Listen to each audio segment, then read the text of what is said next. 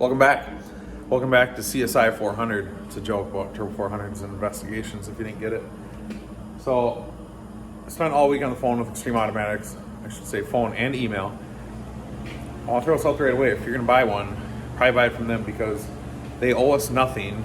They built this in 2015 or 16, and they have been nothing but helpful. So, thanks to those guys for bearing with me and my lack of knowledge. So anyhow, we did some pressure tests on the car.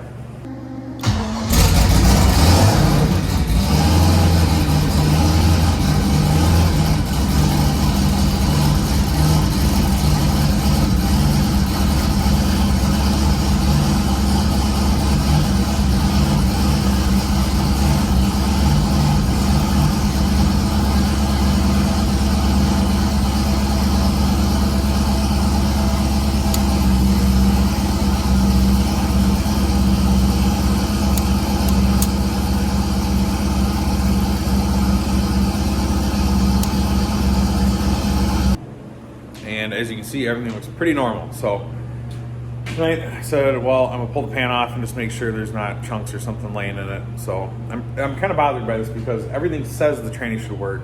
The trans brake holds in first and second gear. On the dyno, we took the log, did a calculation. It appears that we're not missing second, we're actually missing first gear because it works out to 1.44-ish, which tire size, not a lot of air in them, blah, blah, blah. Our closest thing would be 1.40, which is our second gear, which would imply that whether the shifter's in first or second, all we have is second. So obviously it's not a glide, so it didn't stand out as weird because the brake worked and everything, because it's a 1-2 valve body. So I decided to pull the pan just to take a peek, see if there's anything super weird going on. At first, nothing looked really odd or out of place. The fluid though, when I drained it, it's definitely dark. It's definitely dark, and it's got the old, try to get a good light on here for you. It's got kind of the old metallic-y, this is super hard to see on a phone, but kind of metallic-y dark color to it. Now, I don't know if they did the old high guard with a splash of ATF in it just to give it some color, but it looks a smidge off, but it doesn't have like a strong smell or anything to it. There's very minimal debris in the bottom of the pan. So the only thing weird I found so far is I take the filter down and I find this.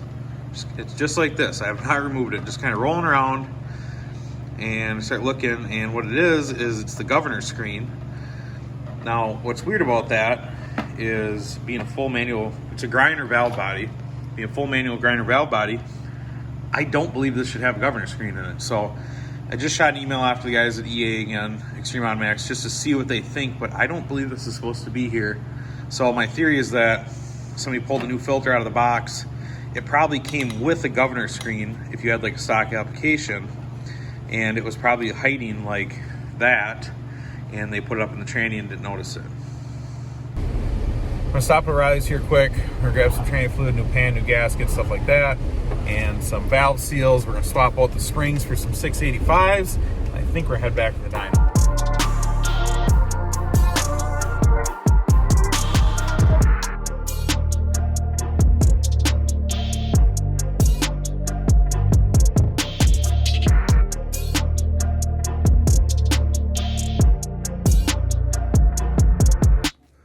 Quick change of plans like usual. So I was working on Matt's car. I'm gonna try to take that to the dyno tomorrow because I got the new valve springs in it.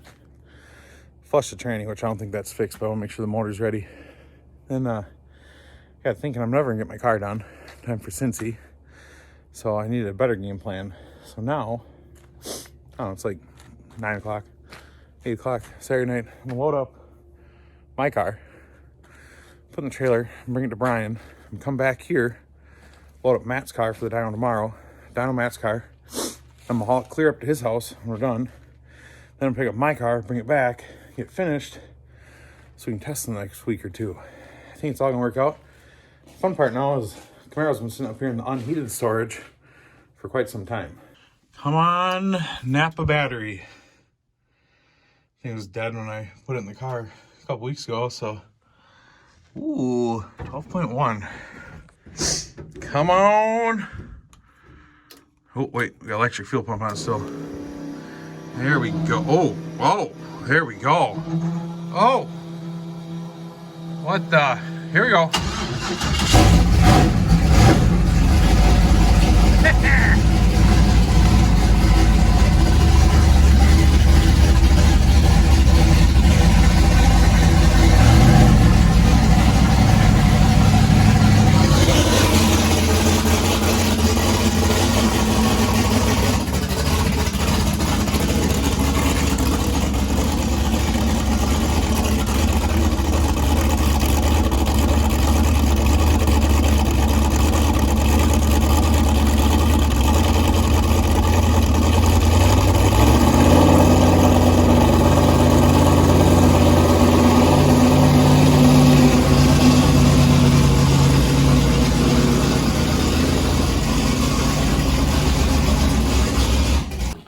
Well, that was concerningly easy, considering I've never put the car in this trailer and I didn't have any help. It was dark, but luckily I put headlights in it last year. Made her to Brian's.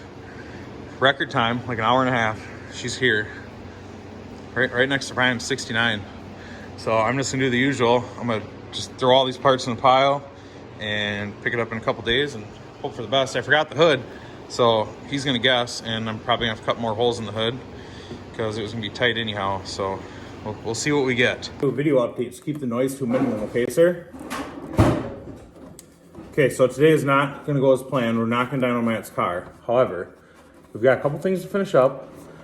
Then we are going to drive to Steven's, leave the car there for eternity or whenever Steven gets to it. Then drive back to Brian's, pick up my car, get my car back down here so we can get finished.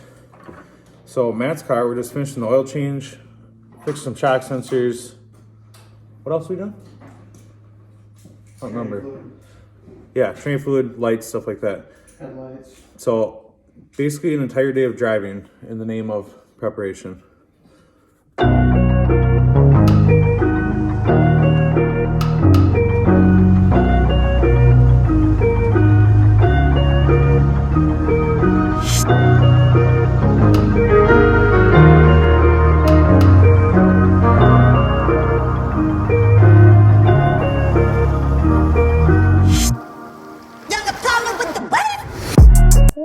Doggy.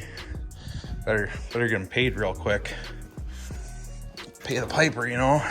The fuels. There we go.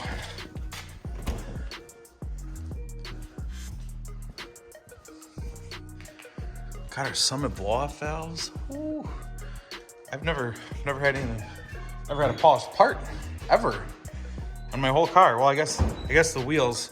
So now the wheels match the chart. I'm really excited about this. I'm like a child. It's shiny. I like it.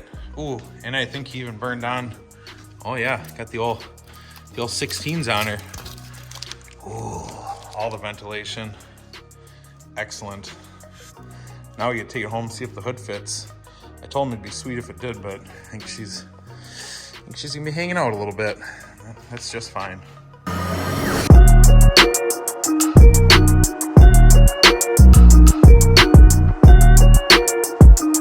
Travel update 97. Just got back from the Canadian border. Got the Camaro back home. Thought I was gonna start putting a parts list together real quick. Maybe start working on it. I was super impressed because I got home really early. It's like, wow, that was a really quick 500 miles today. And Steven called and he's like, oh, hey, I got done with this car early today. Could probably throw it on tonight if you want. Matt's car. Okay. So just got back from Canada. Now we're gonna drive to Iowa real quick and Dyno Matt's car. Time. I didn't think that was 5 hours later after I drove 500 miles.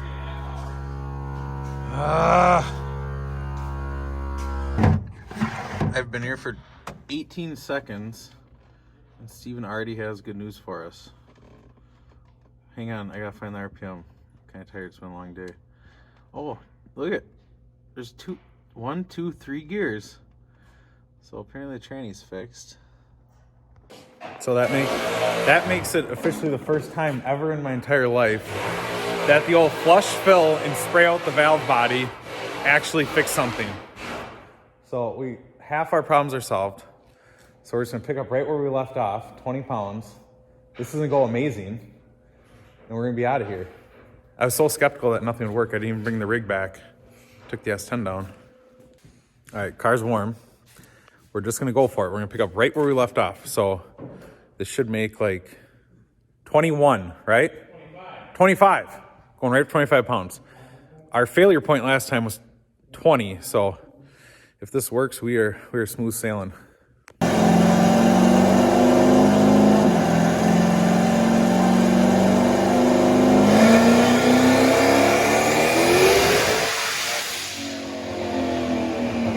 A wild success.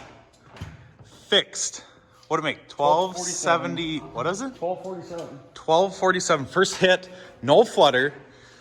Just the old 685s for the win again.